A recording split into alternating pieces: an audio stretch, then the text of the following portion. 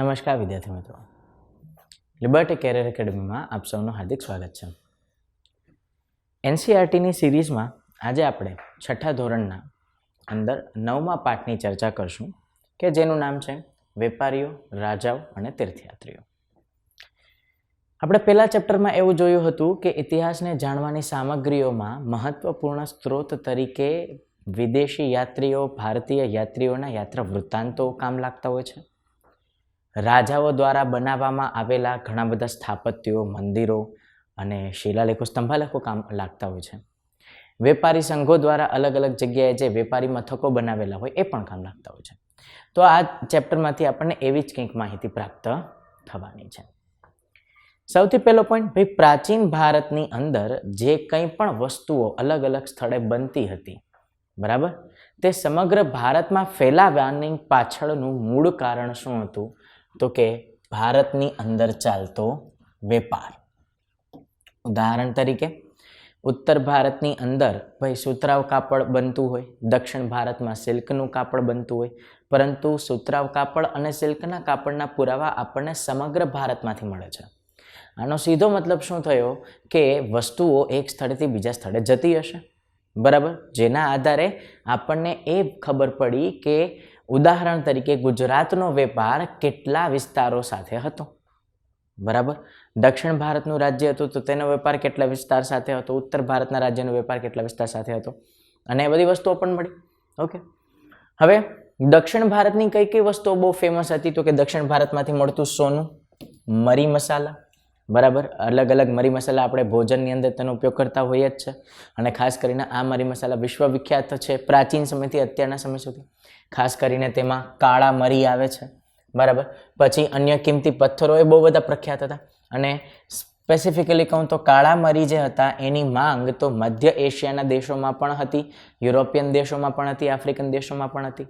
Specifically Roman સામ્રાજ્યમાં સૌથી વધારે આયાત કોની કરવામાં આવતી હતી ભારતમાંથી? તો કે કાળા મરી, અને એને તે સમયના લોકો પછી કાળું સોનું, બ્લેક ગોલ્ડ તરીકે પણ ઓળખતા હતા.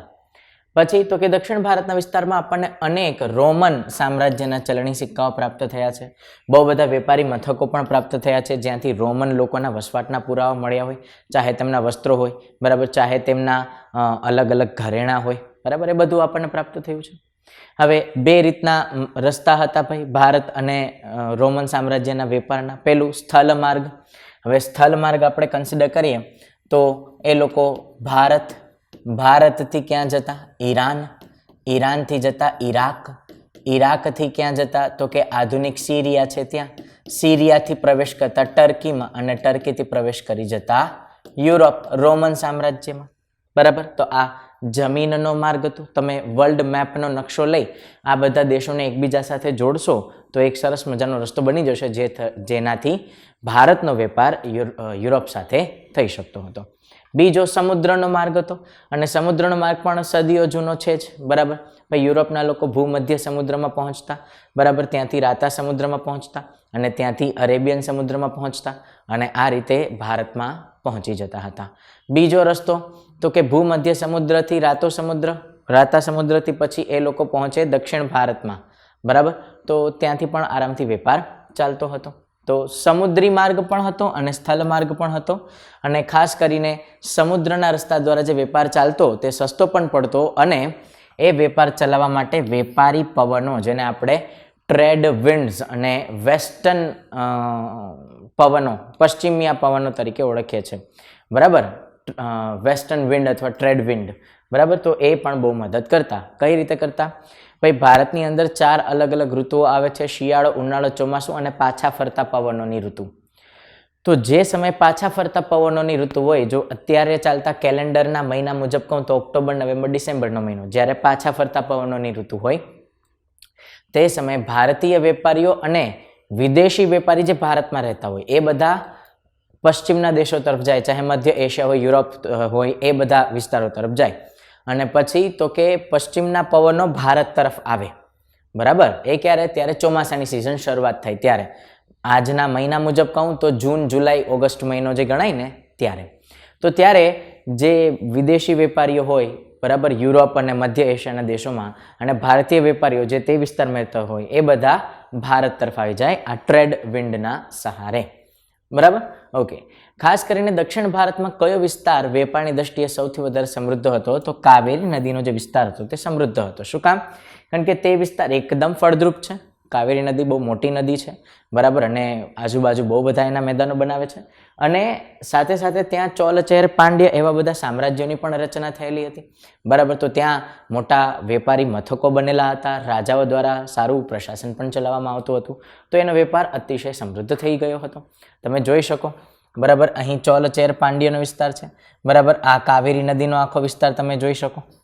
બરાબર, તો સારામાં સારું અહીં પુહર સિટી હતું, મદુરાઈ અહીં હતું. બરાબર, આ બધા વેપારી મથકો છે જે ચાલતા હતા તે સમયના. બરાબર, તો એ પણ તમને ખ્યાલ પડી જશે. અને પછી બટ ઓબ્વિયસ છે કે વેપાર સારો ચાલતો હોય તો કવિઓ છે એ વેપાર ઉપરની એક કવિતા પણ બનાવી નાખતા હોય, તો એ કવિતા પણ આપણને જોવા મળે છે. શું છે કવિતા?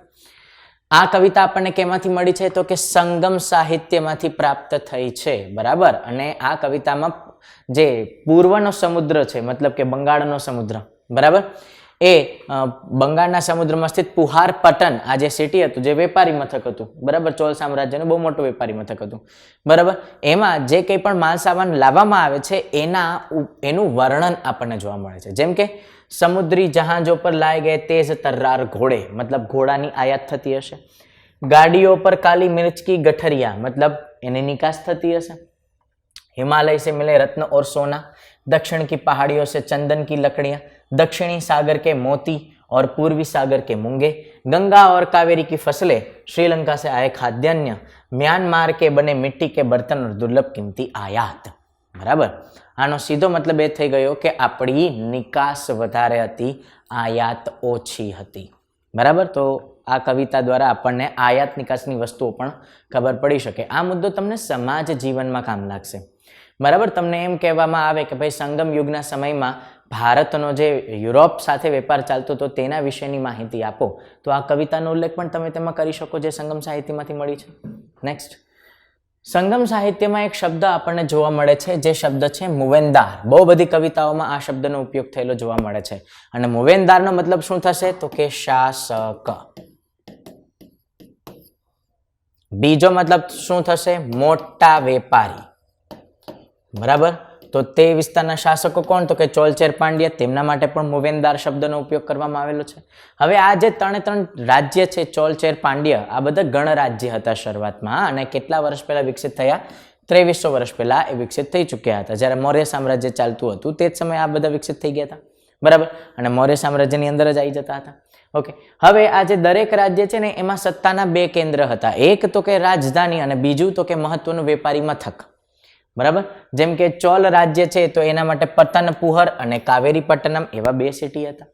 પાંડ્ય એ બે સિટી નથી રાખતા, પરંતુ મદુરાઈ છે એના જ બે ભાગ પાડી દીધા હતા. બરાબર, એક વિભાગ જ્યાંથી પ્રશાસનિક કામ થાય, બીજો એ વેપારી વિભાગ હતો. ચેર રાજ્યનું હતું વંજી, એ પણ એ રીતે ચાલતું હતું, એક સિટીમાં જ બે વિભાગો પાડી દેવામાં આવેલા હતા. બરાબર, ઓકે. હવે આ સમયના જે રાજાઓ હતા ને એ ટેક્સના બદલામાં શું લેતા? તો કે ગિફ્ટ લેતા. બરાબર, વિદેશી વેપારીઓ જ્યારે પણ ભારત આવે, બરાબર, તો તે વેપારીઓને કહે કે તમે અમને ટેક્સ ન આપો, પરંતુ તમારા વિસ્તારમાં જે વસ્તુઓ સારામાં સારી બનતી હોય એ ભેટ સ્વરૂપે આપો. એનાથી ટ્રેડ વધતો હતો. કેમ? રાજા જે વસ્તુનો ઉપયોગ કરે, આવતીકાલે જો એ વસ્તુ સારી હોય તો એ બીજા બધા લોકો પણ ઉપયોગમાં લેવાના છે. બીજા બધા લોકો ઉપયોગમાં લે, પરિણામે આયાત વધે. આયાત વધે તો એના ઉપરનો ટેક્સ પણ મળી શકે. તો આ રીતે કર ના લેતા, પરંતુ વસ્તુઓ ઉપહાર ભેટ લઈ લેતા હતા.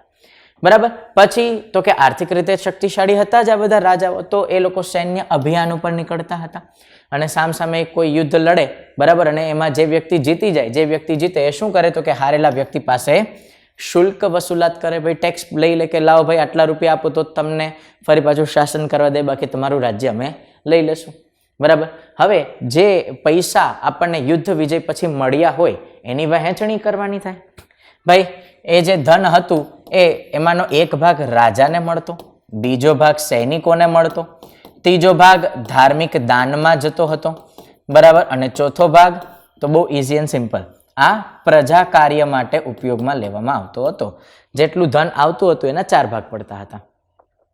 હવે જ્યારે પણ રાજાઓ તાકતવર હોય, યુદ્ધ વિજય કરતો હોય, વેપાર વાણિજ્ય વધારતો હોય, તો બટ ઓબ્વિયસ છે કે જે કવિઓ હશે એ રાજાના ગુણગાન કરતા જ હશે, બરાબર. હવે રાજાના ગુણગાન કરે તો એની અલગ અલગ કવિતાઓ લખતા હોય, એ કવિતાઓ ફેમસ પણ થતી હોય, રાજા ખુશ પણ થતા હોય.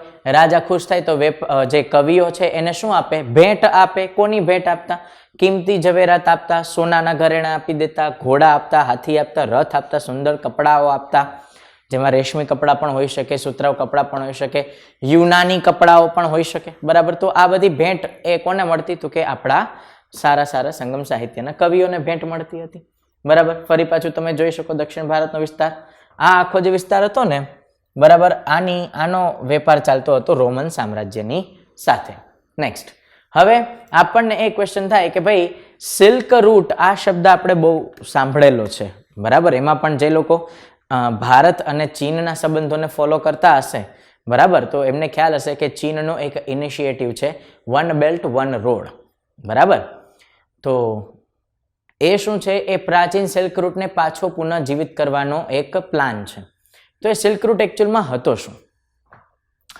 તો સમજવાનું એ છે કે આ છે ઈરાન, બરાબર, આ છે અરેબિયન કન્ટ્રીઝ, બરાબર, અને પછી આ તરફ જાઓ ને, બરાબર, તો ચીન આવી જશે.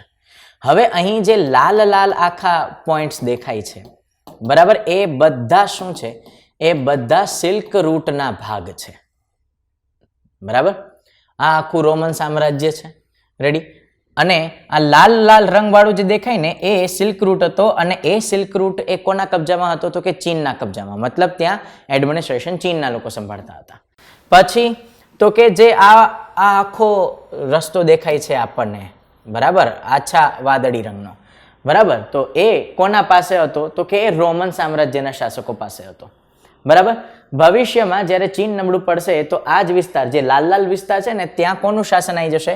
કુષાણોનું શાસન આવી જશે, બરાબર.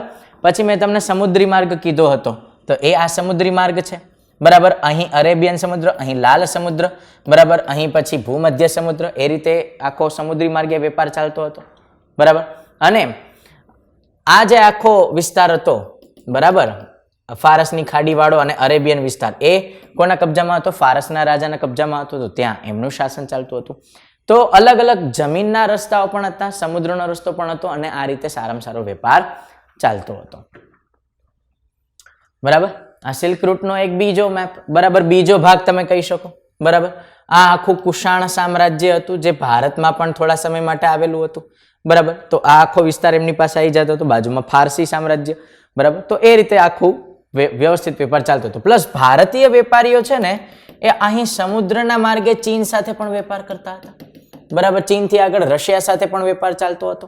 આ તિબેટનો વિસ્તાર છે, તિબેટના વિસ્તારમાંથી પણ એ લોકો જમીનના માર્ગે ચીનમાં વેપાર કરતા હતા, બરાબર. પ્લસ આ હિમાલયનો વિસ્તાર આવી જશે, તો હિમાલયમાંથી પણ આખો એક રસ્તો કાઢવામાં આવતો હતો, જે કાશગર થઈ અને આખો નીકળતો હતો, ચીન સાથે વેપાર ચાલતો હતો. તો એકદમ ધમધોકાર વેપાર વાણિજ્ય ચાલે છે, બરાબર. ભારતની અંદર મૌર્ય સામ્રાજ્યના પતન બાદ ઇન્ડો ગ્રીક, શક અને કુષાણનું શાસન આવેલું હતું. અને એ સમયે ભારતનો વિદેશી વેપાર ફરી પાછો એકદમ ધમધોકાર થઈ જાય છે, બરાબર. કારણ કે મૌર્ય સામ્રાજ્યનું પતન થયું એના પછી જે શૃંગ અને કણવ વંશ આવશે, બરાબર, તો એમાં વેપાર ઘટવાનો છે. પણ ઇન્ડો ગ્રીક, શક અને કુષાણ એ વેપારને વધારી દેશે.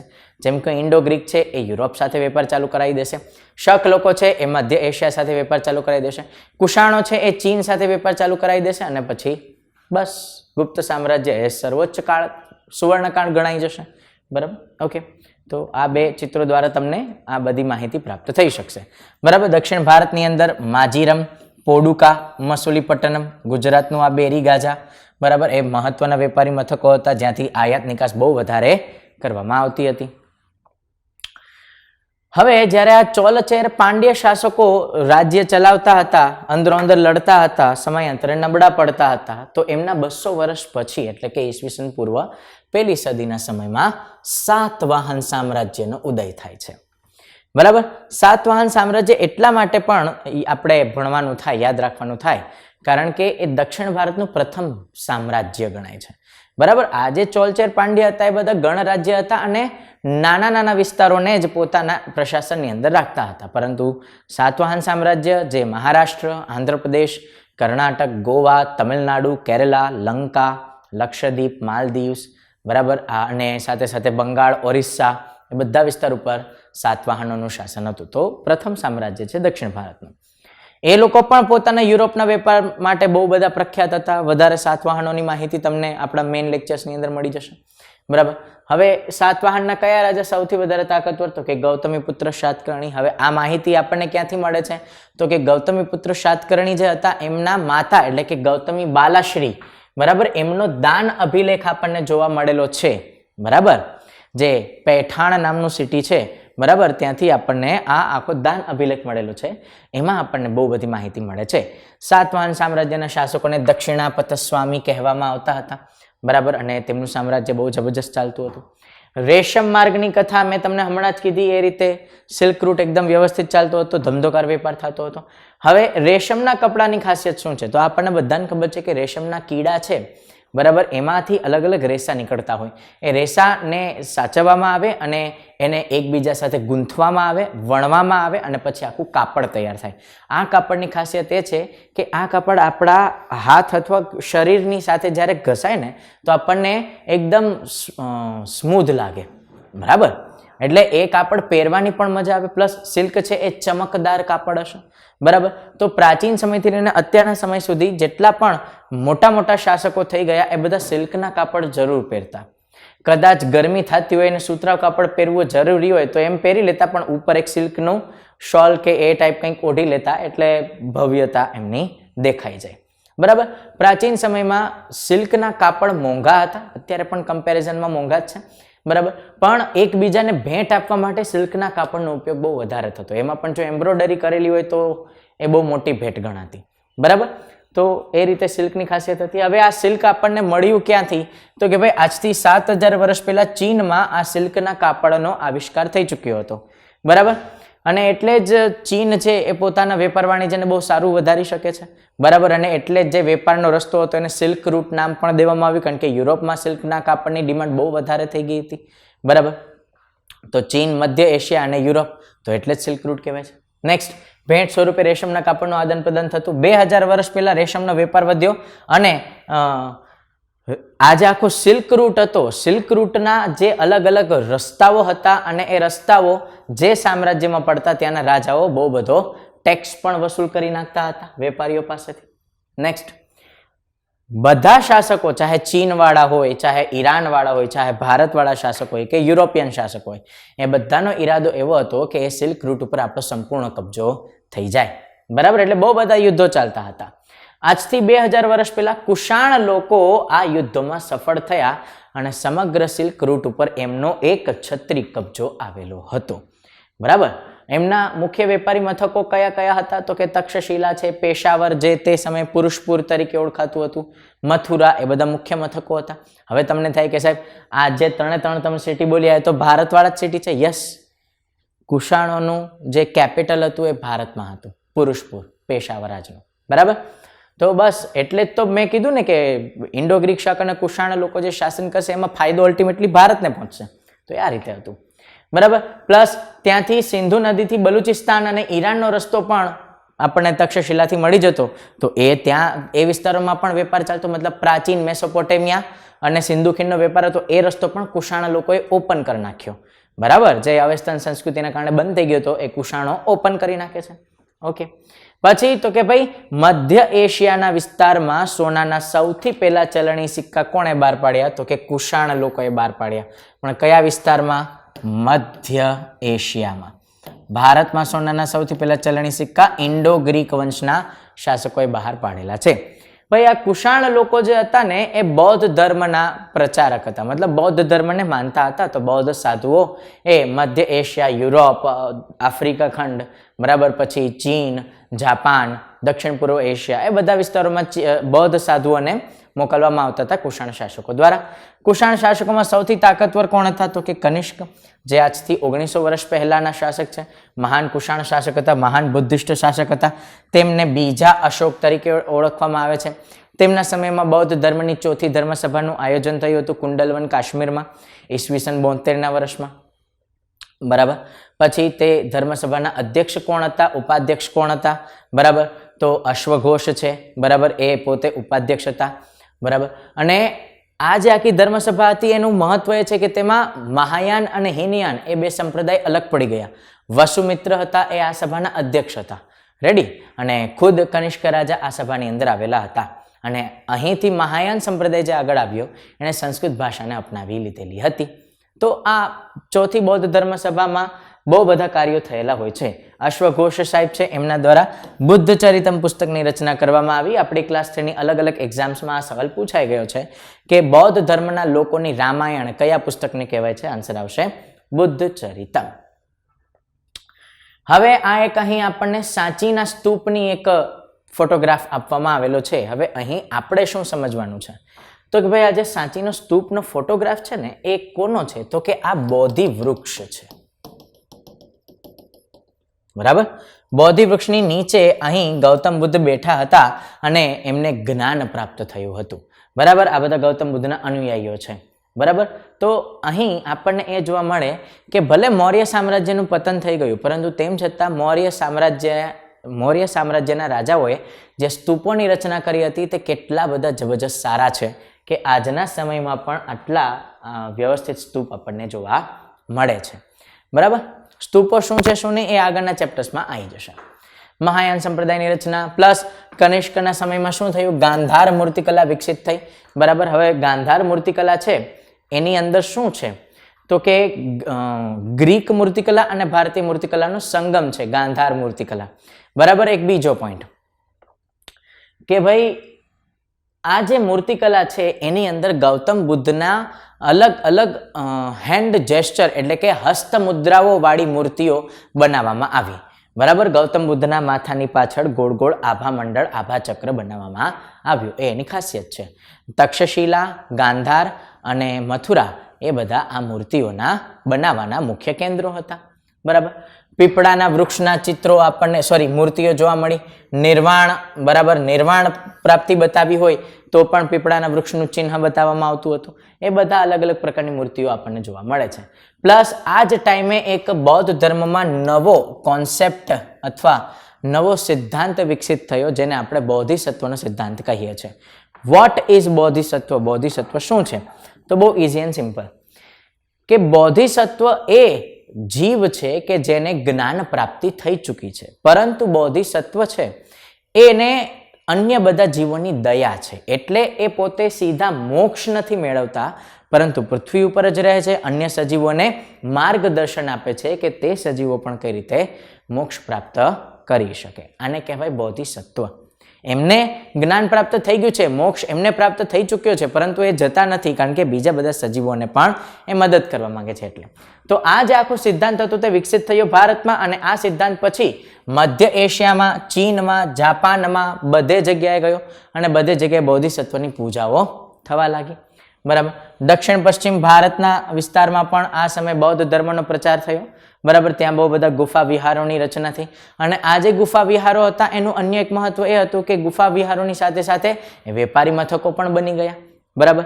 તો ટ્રેડ વધ્યો એટલે જ બુદ્ધિઝમની અંદર બહુ વધારે પૈસા આવવા લાગ્યા, બરાબર. જેના કારણે પછી ફાઇનલી બુદ્ધિઝમનું થોડા ઘણા અંશે પતન પણ થયું. ઓકે. દક્ષિણ પૂર્વ એશિયામાં બૌદ્ધ ધર્મનો ફેલાવો થયો અને સમયાંતરે પાલ વંશના સમયમાં થેરાવાદ સંપ્રદાયની પણ રચના થઈ. થેરાવાદી સંપ્રદાય એ દક્ષિણ પૂર્વ એશિયામાં જ આપણને જોવા મળે છે. ત્યાંનું બુદ્ધિઝમ થોડું અલગ હોય છે, બરાબર. ફરી પાછી આપણને એક સરસ મજાની મૂર્તિ જોવા મળે છે, બરાબર. આ ગાંધાર મૂર્તિકલાના ઉત્તમ નમૂના છે, બરાબર. જે લેફ્ટ સાઈડ છે, બરાબર, આ એ મથુરામાં બનેલી મૂર્તિ છે અને આ છે એ તક્ષશિલામાં બનેલી મૂર્તિ છે. બંને મૂર્તિઓમાં તફાવત એ જ છે કે આમાં આભા મંડળ આપવામાં આવેલું છે, અહીં આભા મંડળ નથી આપવામાં આવેલું, બરાબર. આ રીતે છે. તો આવી ભવ્ય મૂર્તિઓ બનવા લાગી હતી. કાર્લેની ગુફા જે મહારાષ્ટ્રમાં આવેલી છે એ પણ તમે જોઈ શકો, બરાબર. આ શું છે? આ બૌદ્ધ ધર્મનું વિહાર જ હતું, બરાબર. ત્યાં બૌદ્ધ સાધુ સાધ્વીઓ પણ રહેતા હતા, યાત્રીઓના નિવાસસ્થાનની પણ સગવડતા હતી, ધર્મ પ્રચારનું કાર્ય પણ ચાલતું હતું. બહુ સરસ મજાનું પ્લેસ છે. જ્યારે પણ જાઓ મહારાષ્ટ્ર ફરવા તો જરૂર મુલાકાત લેજો. નેક્સ્ટ, તીર્થયાત્રી કોને કહેવાય? તીર્થયાત્રી એ સ્ત્રી પુરુષો હોય છે કે જે પ્રાર્થના કરવા માટે પવિત્ર સ્થળોની યાત્રા કરતા હોય અલગ અલગ યાત્રાધામોની મુલાકાત લેતા હોય, ત્યાં રહેલા ભગવાનને પ્રાર્થના કરતા હોય, પૂજા પાઠ કરતા હોય, બરાબર, તો એને તીર્થયાત્રી કહી શકાય. તીર્થયાત્રીઓને જિજ્ઞાસા શું હતી? ભાઈ આપણે અલગ અલગ દંતકથાઓ, લોકકથાઓ, પૌરાણિક કથાઓ સાંભળી હોય, બરાબર. આપણે બધા એવું સાંભળેલું છે કે કૃષ્ણ ભગવાન છે એ ગોકુળ મથુરામાં રહેતા હતા નાના હતા ત્યારે, બરાબર. પછી મધ્યપ્રદેશમાં આવેલા સાંદીપની ઋષિના આશ્રમમાં ભણતા હતા. તો એ સ્થળમાં એવી તે શું ખાસિયત છે કે આટલા મહાન કૃષ્ણ ભગવાન એ સ્થળેથી બિલોંગ કરે છે, બરાબર. તો એ જાણવાની ઈચ્છા થાય, ત્યાં મંદિરો જોવાની ઈચ્છા થાય. એટલે તીર્થયાત્રીઓ એ પોતે મહાન લોકો કેવું જીવન જીવતા હતા એમની વધારે બાબતો જાણવા અને ભગવાન વિશે વધારે જાણવા અલગ અલગ સ્થળોની મુલાકાત લેતા હોય, બરાબર. આગળ તીર્થયાત્રી લોકો એ જહાજોનો ઉપયોગ કરતા હતા, મતલબ કે જો વિદેશોમાં જવું હોય તો જહાજોનો ઉપયોગ કરતા, અને જો એ લોકો વિદેશમાં જતા તો વેપારી પણ બની જતા. તો ત્યાંની સંસ્કૃતિ, ત્યાંની સભ્યતા વિશે પણ આપણને માહિતી મળતી. જેમ કે સંગમ સાહિત્યની અંદર ક્રિશ્ચન ધર્મની પણ આપણને માહિતી મળે છે. એ શું છે એ સંગમ સાહિત્યના લેક્ચરમાં જોઈ લેજો, બરાબર. પછી તો કે આજથી 1600 વર્ષ પહેલા ચીની યાત્રી ફાહિયાન હતા, એ પણ ભારતમાં યાત્રા કરવા આવેલા હતા ચંદ્રગુપ્ત દ્વિતીયના સમયમાં, અને ફોક કોકી નામના પુસ્તકની રચના કરી હતી, બરાબર. પછી 1400 વર્ષ પહેલા યુએન સંઘ આવેલા હતા હર્ષવર્ધનના સમયમાં, તેમણે સિયુકી પુસ્તકની રચના કરી હતી. અને 1350 વર્ષ પહેલા ઇત્સિંગ આવેલા હતા, પાલ વંશના શાસક હતા ધર્મપાલ, તેમના સમયમાં તેમણે પણ યાત્રા વૃત્તાંત લખેલું છે. આ બધા લોકો ભારતમાં આવે, ભારતના વિવિધ બૌદ્ધ ધાર્મિક સ્થળોની મુલાકાત લે, ભારતનું સમાજ જીવન, પ્રશાસનિક જીવન, આર્થિક જીવન, બરાબર, ધાર્મિક જીવન, બધા વિશેની માહિતી પોતપોતાના યાત્રા વૃત્તાંત અને પુસ્તકોમાં લખતા હોય છે. અને એ જ પુસ્તકો અને યાત્રા વૃત્તાંતોના આધારે આપણે ઇતિહાસને બનાવી શકીએ છીએ.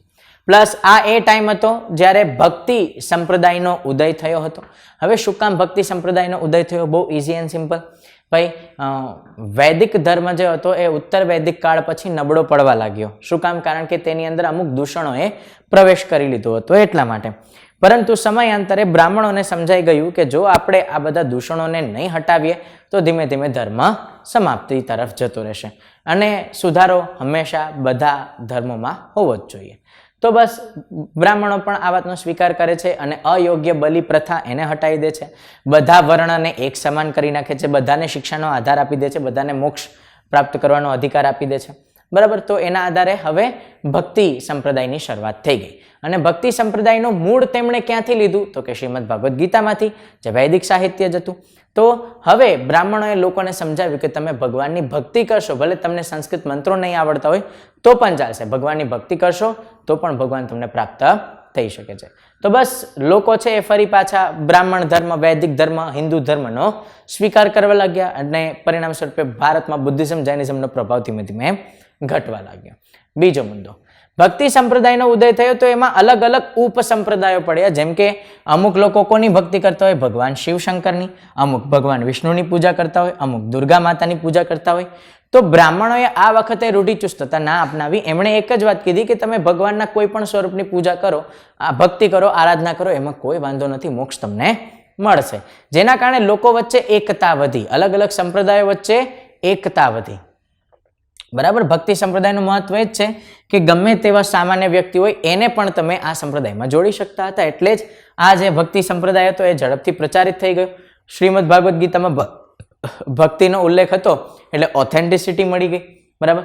ખાસ કરીને શ્રી કૃષ્ણ અર્જુન સંવાદ છે, બરાબર, એના આધારે ખ્યાલ પડવા લાગ્યો લોકોને કે ભાઈ આપણે ભગવાનને સાચા મનથી પૂજવાના છે, નહીં કે દરરોજ ઉઠી અને તમે ફૂલ ષોડશોપચાર પૂજા કરી નાખો તો એનાથી કંઈ ના થાય, પણ સાચા મનથી પૂરા કોન્સન્ટ્રેશનથી ખાલી ભગવાનને 2 મિનિટ માટે યાદ કરી લો તો એનું પણ મહત્વ વધી જાય છે, બરાબર. પછી મૂર્તિ પૂજા, અન્ય પ્રકારની અલગ અલગ ભક્તિઓ, જેમ કે નવધા ભક્તિનો કોન્સેપ્ટ પણ હોય છે, બરાબર. એ બધું આ ટાઈમે શરૂ થઈ ગયું. હવે એ બધું શું છે આપણે કંઈ અત્યારે જાણવાની જરૂર નથી, બરાબર. ઓકે, હવે ફાહિયાન છે એ પોતે કઈ રીતે ફરી પાછા ચીનમાં જાય છે એની આપણને એક માહિતી મળી છે. ફાહિયાન એ પોતાના ઘર ચીન જવા માટે સૌથી પહેલા યાત્રા ક્યાંથી શરૂ કરે છે? તો કે બંગાળથી, બરાબર. એ વેપારીઓના જહાજમાં બેસી જાય છે. હવે એનું જહાજ 2 દિવસ જ આગળ વધ્યું, ત્યાં શું થઈ ગયું? તો કે સમુદ્રમાં તોફાન આવી ગયું, એટલે ફસાઈ ગયા, બરાબર.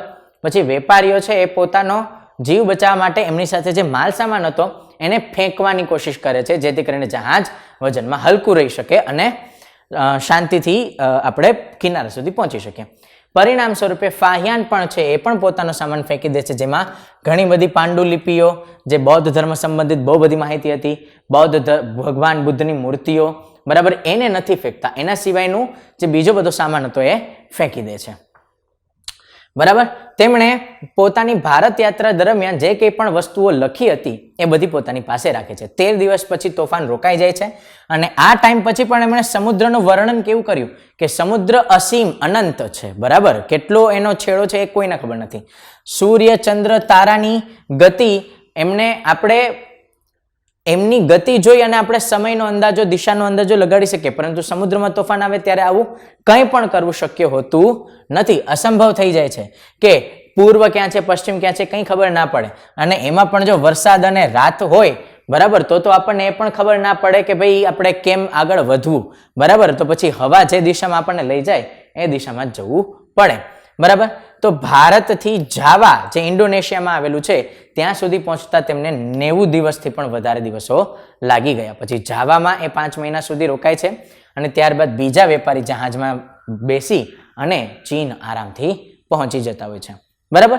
તો આપણને એ ખ્યાલ પડે કે ભાઈ યાત્રા કરવી પણ અઘરી છે, એ પણ સહેલી વસ્તુ નથી.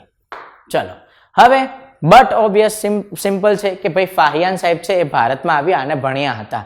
બરાબર. તો ફાહિયાન સાહેબ જતા રહ્યા અને યુએન સંઘ આવે છે, તો ફાહિયાનના યાત્રા વૃત્તાંતમાં આપણને નાલંદાનો ઉલ્લેખ નથી જોવા મળતો, પણ યુએન સંઘ નાલંદાના વખાણ કરતા નથી થાકતા.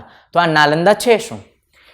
તો કે યુએન સંઘ અને અન્ય બૌદ્ધ તીર્થયાત્રીઓ જે હતા એમના સમયમાં સૌથી મોટામાં મોટું અને પ્રસિદ્ધ બૌદ્ધ વિદ્યા કેન્દ્ર કયું હતું? તો કે નાલંદા, જેને ઓક્સફર્ડ ઓફ મહાયાન બુદ્ધિઝમ તરીકે પણ ઓળખવામાં આવે છે. બરાબર. નાલંદા વિશે યુએન સંઘ આવી રીતે કંઈક લખે છે કે અહીંના શિક્ષકોની યોગ્યતા અને બુદ્ધિ એ અન્ય તમામ શિક્ષા કેન્દ્રોથી આગળ છે. વિશ્વમાં જેટલા શિક્ષા કેન્દ્રો હતા એ બધા શિક્ષા કેન્દ્રોના જે શિક્ષકો હતા એમની બુદ્ધિ કરતાં નાલંદાના શિક્ષકોની બુદ્ધિ અને યોગ્યતા બહુ વધારે છે. તે લોકો ભગવાન બુદ્ધના ઉપદેશોનું પૂરેપૂરું ઈમાનદારીથી પાલન કરે છે. મઠના જે નિયમો છે એ બહુ જ કડક છે, જે બધાએ માનવા પડે છે. બરાબર. આખા દિવસ ચર્ચા વિચારણા, વાદ વિવાદ ચાલતા હોય છે. બરાબર, જેનાથી યુવાન અને વૃદ્ધ એ બંને એકબીજાના વિચારોને સમજી શકે, એકબીજાના સાથેનું જે જ્ઞાન હોય એનું આદાન પ્રદાન કરી શકે. બહુ બધા અલગ અલગ શહેરોના વિદ્વાન લોકો છે એ પોતાની શંકાઓને દૂર કરવા માટે આ નાલંદા વિશ્વવિદ્યાલયમાં આવતા હોય છે. બરાબર.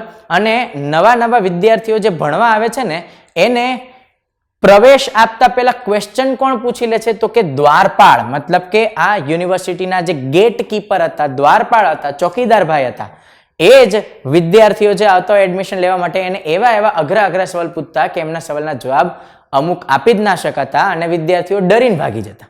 મતલબ એન્ટ્રન્સ એક્ઝામ પહેલા જ લઈ લેવાતી હતી, બીજી એન્ટ્રન્સ એક્ઝામ અલગથી ચાલતી હતી, પણ આ તો ગેટ કીપરોએ ખાલી વાતચીતો કરવામાં જ કેટલાય વિદ્યાર્થીઓને ડરાવી દેતા હતા. બરાબર.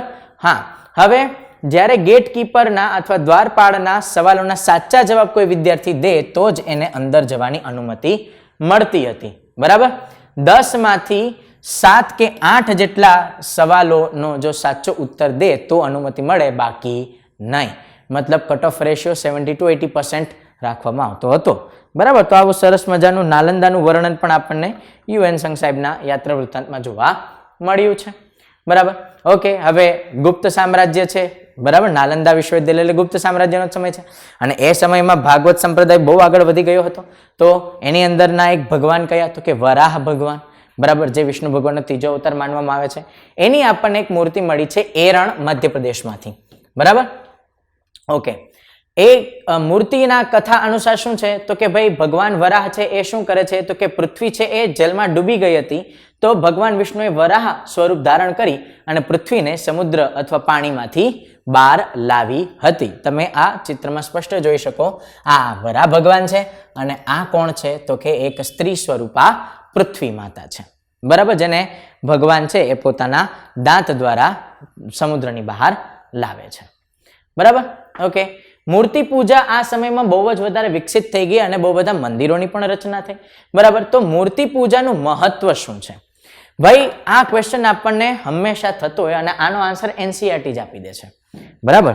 તો મૂર્તિ પૂજાનું મહત્વ એ છે કે ભાઈ આપણે ગમે ત્યારે ભગવાનને યાદ કરવા બેસીએ, માનો કે આંખ બંધ કરીને તમે 5 સેકન્ડ માટે ભગવાનને યાદ કરવાની કોશિશ કરશો તો તમને અલગ અલગ બહુ બધા લોકોના મોઢા દેખાવાનું ચાલુ થઈ જશે. જેમ કે મમ્મી પપ્પાનું મોઢું દેખાઈ જાય, અથવા આપણા મિત્રોનું મોઢું દેખાઈ જાય, કે કોઈ પણ અલગ અલગ વ્યક્તિઓ, ખાસ વ્યક્તિઓના મોઢા દેખાઈ જાય.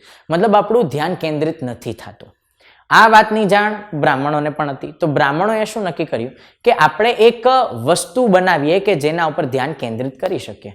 બરાબર. તો એમણે ભગવાનનો જે વિચાર હતો, ભગવાનનો કોન્સેપ્ટ, ભગવાનનો સિદ્ધાંત જે હતો એને મૂર્તિનું સ્વરૂપ આપી દીધું કે ભાઈ કૃષ્ણ ભગવાન આવા છે, રામ ભગવાન આવા છે. અને પછી કીધું કે તમે જ્યારે પૂજા પાઠ ભક્તિ આરાધના કરવા બેસો તો મૂર્તિ ઉપર ધ્યાન કેન્દ્રિત કરો. બરાબર. શ્રીમદ ભાગવત ગીતામાં સ્પષ્ટ લખેલું છે કે મૂર્તિ પૂજા કરવાથી તમે ભગવાન તરફ બહુ ઝડપથી આગળ વધી શકો છો. કારણ તમારું ધ્યાન કેન્દ્રિત થયું, તમે ભગવાનના વિચારોને જ વાગોળવા લાગ્યા, ભગવાનની આરાધનામાં તમારું ધ્યાન લાગી ગયું. પછી ભલે ને એક વખત તમારું માઇન્ડ કોન્સન્ટ્રેશન લેવલ આવી જાય તમારું, પછી તમે મૂર્તિ પૂજાનો ઉપયોગ ના કરો તો પણ ચાલે એમ છે. બરાબર. કારણ કે ભક્તિ સંપ્રદાયના મત પ્રમાણે ભગવાન એ નિર્ગુણ નિરાકાર પણ છે, સગુણ સાકાર પણ છે. બરાબર. તો એટલા માટે મૂર્તિ પૂજાનો ઉપયોગ કરવો જરૂરી છે, કારણ કે કોન્સન્ટ્રેશન તો જ થશે, બાકી નહીં થાય. એટલે જ બુદ્ધિઝમ, જૈનિઝમ, શીખિઝમ, બરાબર, ઇવન ક્રિશ્ચન ધર્મ, યહૂદી ધર્મ, મોટા ભાગના ધર્મોમાં મૂર્તિ પૂજા એટલા માટે છે. પણ સૌથી પ્રાચીનતમ મૂર્તિ પૂજા કોણે શરૂ કરી? વૈદિક ધર્મ, હિન્દુ ધર્મએ. બરાબર. તો મૂર્તિ પૂજાનો વિરોધ કરવો એ કંઈ જરૂરી નથી, આપણે પોતપોતાની રીતે બધું માની શકીએ છીએ. હવે થયું એવું કે બધા લોકો પોતપોતાના ઘરમાં પવિત્રતા રાખતા હોય ના હોય એવું હોય. બરાબર. ઘણા ગંદકીમાં રહેતા હોય કે ગમે તે પરિસ્થિતિ હોય ભાઈ. એટલા માટે પછી ગામની અંદર એક જ જગ્યાએ ભગવાનની પૂજા કરવાનું કેન્દ્ર બનાવવામાં આવ્યું અને એ કેન્દ્ર થઈ ગયું મંદિર. અને મંદિરોના મોટા મોટા 3 ઉપયોગ થતા. એક તો ભગવાનની પૂજા અર્ચના કરવા માટેનું સ્થળ છે. બીજું, ગામની અંદર રહેતા નાના બાળકો છે, બરાબર, એ બધાને બ્રાહ્મણો મંદિરમાં ફ્રીમાં ભણાવતા હતા. તો આ એક બહુ મોટું શિક્ષા કેન્દ્ર હતું. શું કામ ભારતની શિક્ષા નબળી પડી મધ્યકાલીન ભારતના સમયમાં? એનું સ્પષ્ટ કારણ એ જ છે કે મધ્યકાલીન ભારતમાં મંદિરો તૂટ્યા. બરાબર. મંદિરો તૂટ્યા તો શિક્ષા કેન્દ્રો નષ્ટ થઈ ગયા, એટલે ભારતની અંદર શિક્ષાનો અભાવ થયો. રેડી. તો મંદિરોનું પેલું મહત્વ ધાર્મિક મહત્વ હતું. બીજું મહત્વ તો કે ભાઈ અહીં શિક્ષા કેન્દ્રો ચાલતા હતા, અને જે સ્થળે મોટા મોટા મંદિરો હોય તે સ્થળે વેપાર વાણિજ્ય પણ ભરપૂર ચાલતા હતા. એટલા માટે જ જો દક્ષિણ ભારતમાં ખાસ કરીને કે જ્યાં જ્યાં મોટા મોટા મંદિરો છે એ મોટા મોટા શહેરો વિકસિત થઈ ગયા આરામથી. રેડી. તો આવી રીતે મંદિરોનું પણ ઘણું સારું મહત્વ છે. બરાબર. એમને પ્રાચીન સમયના લોકોએ મંદિરોમાં આટલા બધા રૂપિયા ઇન્વેસ્ટ ના કર્યા હોય. બરાબર. બધા મનુષ્ય છે, બધામાં અક્કલ છે, આપણે જ એકલા હોશિયાર નથી. બરાબર. તો અલગ અલગ જે હોય ને કે ભાઈ મંદિરમાં દાન ના પાય, આમ ના પાય, તેમ ના પાય, જો જે તે સમયે મંદિરમાં દાન ના આપવામાં આવ્યા હોત તો શિક્ષાને અસર થઈ જાત, વેપાર વાણિજ્યને અસર થઈ જાત. આ બંનેને અસર થાય તો મનુષ્ય રહી જ ના શકે, ભાઈ જીવન જીવાય જ નહીં. બરાબર. તો આ રીતે છે. આ બધી ચર્ચા આપણને એનસીઈઆરટીમાં જોવા મળે છે. નેક્સ્ટ, ભક્તિ શબ્દ શું છે? તો કે ભક્તિ શબ્દ છે એ ભજ શબ્દથી બનેલો છે, જેનો મતલબ થાય છે વિભાજિત કરવું અથવા ભાગ પાડવો, હિસ્સેદારી રાખવી. બરાબર. એનો અર્થ શું થાય? તો કે ભક્તિ એ ભગવાન અને ભક્ત વચ્ચે એક અંતરંગ સંબંધ બનાવે છે, એકબીજાને જોડે છે. ભગવાન અને ભક્તને જોડતું માધ્યમ કયું છે? ભક્તિ છે. ભક્તિ ભગવત્યા ભગવાનના પ્રતિનો ઝુકાવ છે. અને ભગવતનો અર્થ એવો પણ થાય કે જે પોતાના ઐશ્વર્ય અને સુખને ભક્તો સાથે બાંટી દે. ભગવાન છે એ પોતાની પાસે જે સુખ રહેલું છે, જે ઐશ્વર્ય, ધન સંપત્તિ હોય, શક્તિઓ હોય, એ ભક્તોની સાથે બાંટી દે છે. બરાબર. તો એ પણ ભગવત શબ્દનો મતલબ થાય. એટલે કે ભક્ત યા ભગવાન अपने देवी देवता के भग का हिस्सेदार होता है. ભક્ત છે એ પોતાના ભગવાનની શક્તિનો હિસ્સેદાર છે, આવું કહેવામાં આવે છે. એક ભક્ત દ્વારા લખેલી એક સરસ મજાની કવિતા છે. બરાબર. હવે ભક્તિ સાહિત્ય જેટલું પણ બનાવવામાં આવ્યું છે એમાં ધન, ઐશ્વર્ય અને ઊંચા પદ ના ધારક તરીકે ભગવાનને માનવામાં આવ્યા છે, ઈશ્વરને માનવામાં આવ્યા છે. બરાબર. 1400 વર્ષ પહેલા શિવ ભક્ત હતા અપ્પાર. બરાબર. તેમણે તમિલ ભાષામાં એક કવિતા લખી છે, એનો એક અંશ અહીં આપેલો છે. અપ્પાર એ વેલ્લાલ નામનું જે પુસ્તક છે એના 8મા અધ્યાયમાં છે. આપણે કવિતા જોઈએ ખાલી કે नष्ट होते अंगों वाला कुष्ठ रोगी, ब्राह्मणों की नजर में निचली जाति का व्यक्ति, कूड़ा करकट बटोर कर अपनी जीविका चलाने वाला इंसान, अगर ये लोग भी गंगा को अपनी जटाओं में छिपा लेने वाले शिव के दास बन जाए तो मैं उनकी आराधना करूंगा क्योंकि वो मेरे ईश्वर के समान है. બરાબર. અહીં આપણને 2-3 મુદ્દા જોવા મળ્યા. પહેલો મુદ્દો ભારતની અંદર ચાલતી સામાજિક અવ્યવસ્થા અને સામાજિક વિભાજનનો મુદ્દો. બરાબર, કે ભાઈ રોગી વ્યક્તિ છે, બરાબર, બ્રાહ્મણો છે, એ અમુક લોકોને નીચેની જાતિના ગણતા હતા તે સમય માટે. બરાબર, પછી કચરો વાળવા વાળા લોકો હતા, કચરો સાફ કરી અને પોતાની જીવિકા ચડાવવા વાળા લોકો. આ બધા લોકો છે જો એ એક ભગવાન ને પૂજતા હોય, ભગવાન શિવની અહીંયા ચર્ચા કરી છે, તો એ બધા એક સમાન થઈ જાય છે. કોની એક સમાન થઈ જાય છે? તો કે શિવ ભક્ત અપ્પાર, જે એક તમિલ સંત હતા. બરાબર, તો એમને એક સમાન, મતલબ અહીં વર્ગ વિભાજન બતાવ્યું અને વર્ગ વિભાજનને નષ્ટ કરવાનો રસ્તો કયો છે? ભાઈ બધા એક જ ભગવાનની પૂજા કરે છે, બધા એક જેવા જ છે, બધાના કર્મ ખાલી અલગ છે. બરાબર, તો આ કવિતા દ્વારા વિવિધતામાં પણ એકતા લાવી જોઈએ, આ કોન્સેપ્ટ સમજાવવા માંગે છે અને ભક્તિનું મહત્વ પણ બતાવે છે. પ્લસ આપણને આ શબ્દ બહુ બધા સાંભળવા મળે છે, હિન્દુ. બરાબર, મોટા ભાગે આપણે બધા હિન્દુઓ પણ હોઈએ છીએ. બરાબર, તો હિન્દુ શબ્દ કઈ રીતે બન્યો એની ચર્ચા છે કે હિન્દુ શબ્દ ઇન્ડિયા શબ્દની જેમ જ સિંધુ અથવા ઇન્ડસ એનાથી બનેલો છે. બરાબર, આ શબ્દ કોણે ઉપયોગમાં લીધો? તો કે આરબો અને ફારસી લોકોએ, ગ્રીક લોકોએ પણ ઉપયોગમાં લીધો હતો. બરાબર, એ લોકોના મત પ્રમાણે સિંધુ નદીની પૂર્વ દિશામાં રહેતા લોકોને હિન્દુ કહેવાય છે. બરાબર, અને તેમના ધાર્મિક વિશ્વાસ અને સાંસ્કૃતિક પરંપરાઓ માટે પણ તેમને હિન્દુ તરીકે ઓળખવામાં આવે છે. હિન્દુ મતલબ ભારતમાં રહેતા લોકો કહી શકો તમે. બરાબર, ઓકે. આ સાથે આપણું ચેપ્ટર અહીં સમાપ્ત થાય છે, પણ ચેપ્ટર સમાપ્ત થાય એની પહેલા આપણે અન્ય એક નાની એવી બાબત છે એ પણ જોઈ લઈએ કે ભાઈ આજથી 2000 વર્ષ પહેલા પશ્ચિમ એશિયામાં ઈસાઈ ધર્મનો ઉદય થયો. પશ્ચિમ એશિયા, બરાબર, એટલે આજનું સાઉદી અરેબિયા, યમન, ઓમાન એ બધો વિસ્તાર ગણાય ને, એને પશ્ચિમ એશિયા કહેવાય.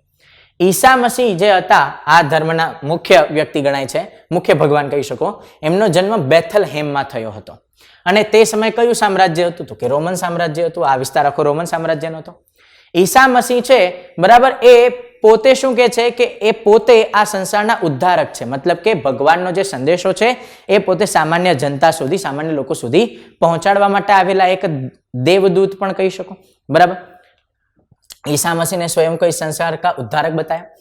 તેમણે બીજાની સાથે પ્રેમ ભર્યો વ્યવહાર કરવાનું કીધું, બીજા ઉપર વિશ્વાસ કરવાનું કીધું. બરાબર, અને જેનાથી શું થાય તો કે લોકો વચ્ચે એકતા વધે, यूनिटी વધે. बराबर, बाइबल में ईसा मसीह के उपदेशों की बात लिखी है, बट ऑब्वियसली धार्मिक पुस्तक बाइबल જ છે. એનો અમુક અંશ શું છે તો કે धन्य है वे लोग जो धर्म और न्याय के लिए भूखे प्यासे रहते हैं, उनकी कामनाएं पूरी होगी. जो दयालु है वे धन्य है क्योंकि उन्हें दया मिलेगी. धन्य है वे जो दिल से पवित्र है क्योंकि वे ईश्वर के दर्शन कर सकेंगे.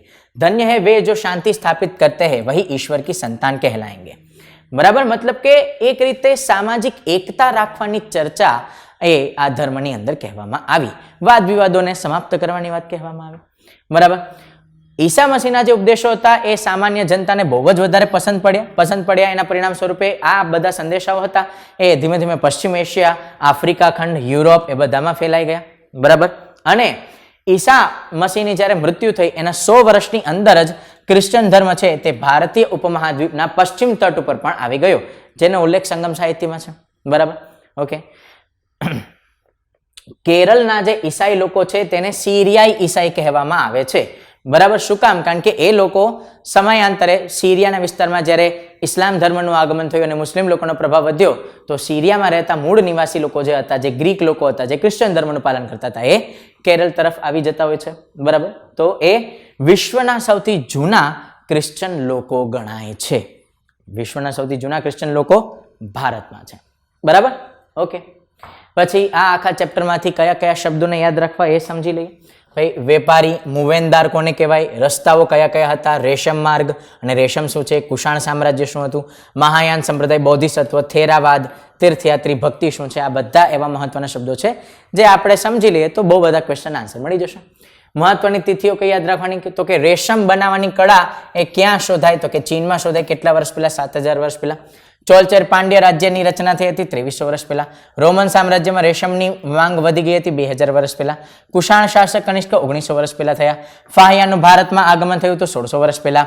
UN संघनुं भारतमां आगमन अने अप्पारनी शिवस्तुतिनी रचना ए पण 1400 वर्ष पहेला थयेली जोवा मळे छे. बराबर, तो आ साथे आपणे आ चेप्टरने અહીં समाप्त करीए छे. बराबर, नेक्स्ट चेप्टर में फरी पाछा मळीए. त्यां सुधी थैंक यू वेरी मच अने आवनारी परीक्षा माटे ऑल ध बेस्ट. Thank you.